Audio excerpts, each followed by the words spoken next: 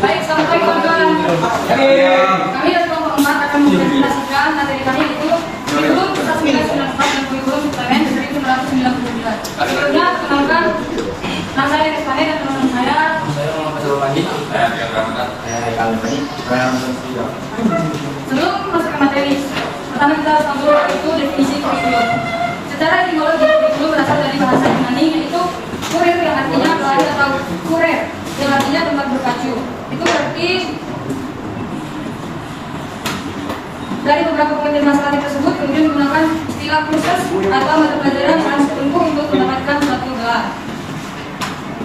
Karakteristik kurikulum 1994 menggunakan sistem pembagian waktu.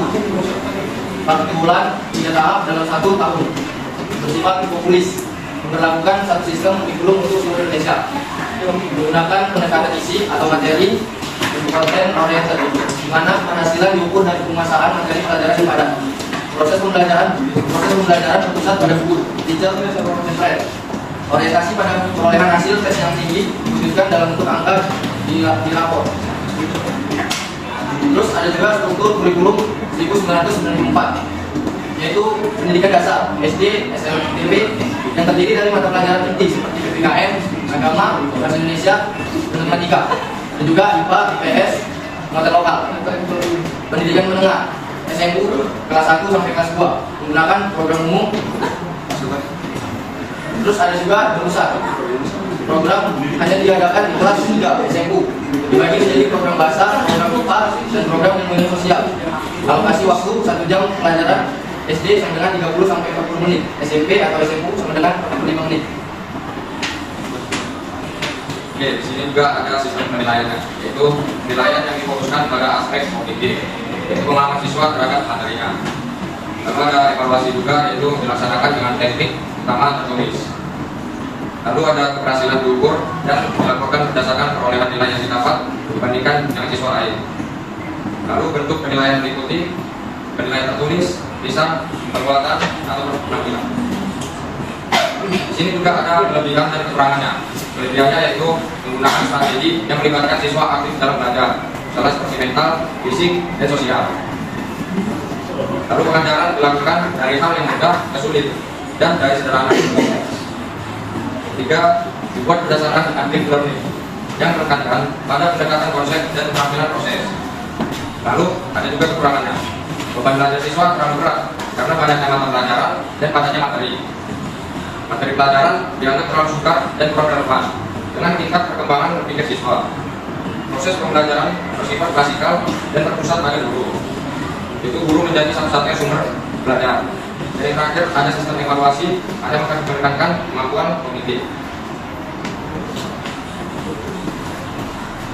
Baik teman-teman, di sini saya melanjutkan kembali tentang lahirnya kurikulum suplemen 1999, yang dimana permasalahan yang mendorong. Yang pertama itu beban belajar siswa yang terlalu berat atau overload. Yang dimana overload ini ialah beban belajar siswa yang terlalu berat karena terlalu banyak mata pelajaran atau belajar yang tidak seimbang dengan kemampuan mahasiswa atau siswa tersebut.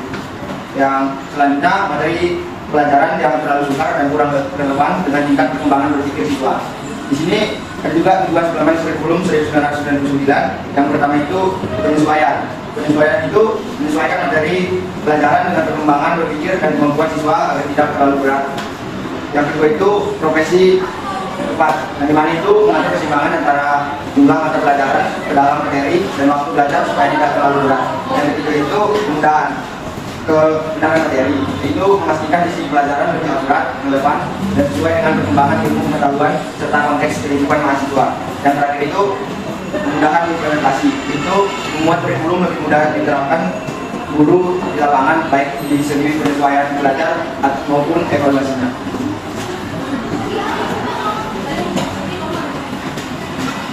Baik, untuk kesimpulannya kawan-kawan, kurikulum 1994 merupakan penyempurnaan dari kurikulum 1984. Bercirikan sistem satu bulan dan berfokus pada orientasi isi atau materi atau konten orientasi. Kelemahan utamanya adalah beban belajar siswa yang terlalu berat dan evaluasi yang hanya menitikberatkan pada aspek kognitif. Dan kemudian ditambahkan dengan Terpindahnya suplemen kurikulum 1999 untuk pencapaian porsi materi yang lebih cepat dan relevan. Baik kawan-kawan, kami telah siap membacakan materi dari kelompok 4. Jika ada yang bertanya dari kawan-kawan, kami persilakan untuk sesi tanya jawab. Untuk pertanyaan kami dikasih bebas saja, kawan. Saya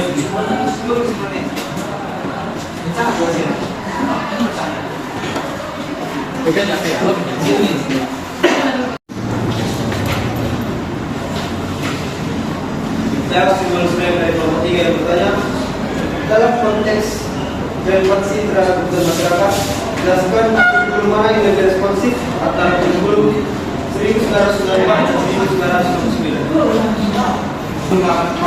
Ya, merincikan sistem catur bulan. Coba menjelaskan sistem catur bulan. Ayat Saya dari kurikulum 1999 ada kesalahan kesulitannya, dan saya bagaimana cara mendatangkan kalian terapkan penggunaan kurang. Semua orang Menghadapi kegagalan tersebut.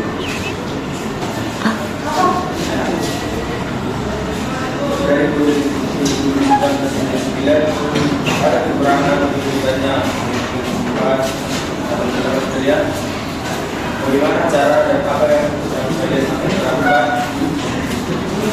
Oke, baik kawan-kawan, kalau pertanyaannya di sini kami akan menjawab pertanyaan-pertanyaan yang telah diberikan oleh Yang pertama, pertanyaan oleh saudara Austin. Konteks relevansi terhadap kebutuhan masyarakat. Pertanyaannya adalah jelaskan kurikulum mana yang lebih responsif antara 1994 dan 1999. Terutama sedimentasi tentang kurikulum 1994. Yang utama kurikulum 1994 itu adalah padat materi dan waktu belajar tidak sangat ketat. Kalau untuk masyarakat itu sangat tidak relevan, dikarenakan banyak masyarakat Indonesia yang cara belajar itu tidak suka yang terlalu ketat. Terus kelemahannya adalah tidak responsif terhadap perbedaan daerah. Banyak daerah yang mementingkan lebih banyak seperti jam istirahat, praktek daripada membahas tentang materi. Terus saya menjelaskan juga tentang kurikulum 1999. Ciri utamanya adalah seperti yang kita baca di presentasi tadi. Kurikulum 1994 adalah penyempurnaan dari kurikulum 1999 adalah penyempurnaan dari kurikulum 1999 yang menurut saya cukup menarik dan cukup responsif terhadap masyarakat, dikarenakan lebih responsif terhadap perubahan sosial dan teknologi. Dan yang kedua, lebih responsif terhadap kebutuhan di dunia kerja. Jadi menurut saya mana yang lebih responsif di antara 1994 dan 1999? Menurut pandangan saya sendiri, mungkin 1999 itu lebih bagus karena itu sudah mengembangkan dari 1994 yang cukup padat materinya dan cukup sedikit waktu istirahat siswa untuk istirahat dari pelajarannya. Menurut saya itu aja jawaban saya untuk saudara Austin.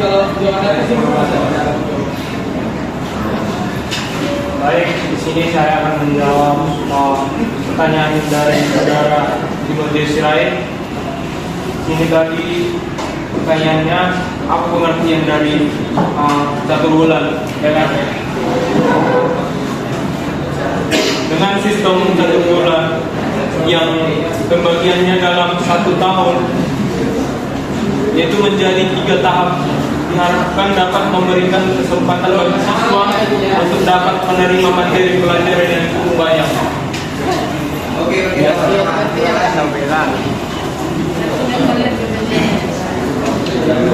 Oke, terakhir akan saya jawab pertanyaan dari saudara Aldi Alvin, yaitu pertanyaannya dari kurikulum 1999 ada kekurangan atau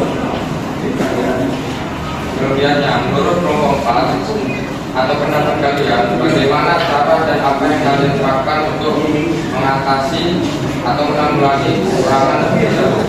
Oke, kalau dari saya cara mengatasinya yaitu kita buat seperti modul aja. Kita cari apa itu sampai pembelajarannya, apakah relevan sama siswanya untuk membagi waktu atau tidak. Lalu ada juga alur tujuan pembelajarannya, yaitu agar siswa itu dibimbing untuk memahami materi yang disampaikan oleh gurunya tadi. Oke, kira-kira segitu aja dari saya. Apakah saudara ada yang bisa terima? Oke, karena sudah dari sesi tanya jawab, kami dari kelompok 4 akan mengakhiri presentasi kami. Sekian dan terima kasih.